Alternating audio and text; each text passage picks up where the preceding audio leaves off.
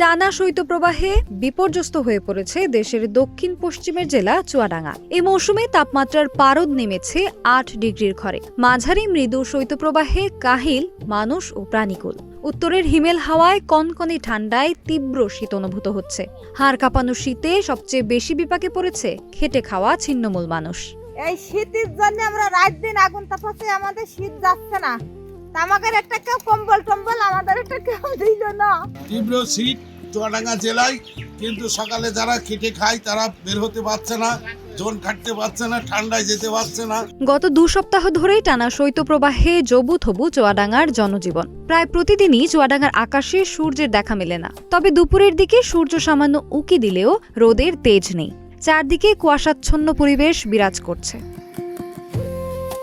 ৫ জানুয়ারি সোমবার সকাল ৬টা ও ৯টায় চুয়াডাঙ্গায় সর্বনিম্ন তাপমাত্রা রেকর্ড করা হয়েছে ৯.২ ডিগ্রি সেলসিয়াস এবং বাতাসের আর্দ্রতা ৯৭%। চুয়াডাঙ্গায় এই মৌসুমের সর্বনিম্ন তাপমাত্রা গত ৩১ ডিসেম্বর বুধবার রেকর্ড করা হয়েছিল ৮ ডিগ্রি সেলসিয়াস।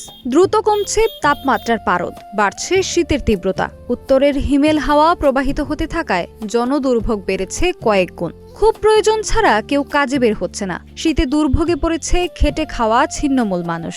অনেকেই খড় কাঠের আগুন জ্বালিয়ে শীত নিবারণের চেষ্টা করছে। জীবন জীবিকার তাগিদে অনেকে শীতে কাঁপতে কাঁপতে কাজে বের হচ্ছে। আঙুল মাঙুল সব বেকার যাচ্ছে। আমরা শীতে যে কত কষ্ট করছি, যে খুবই কষ্ট কাদার ভিতরে।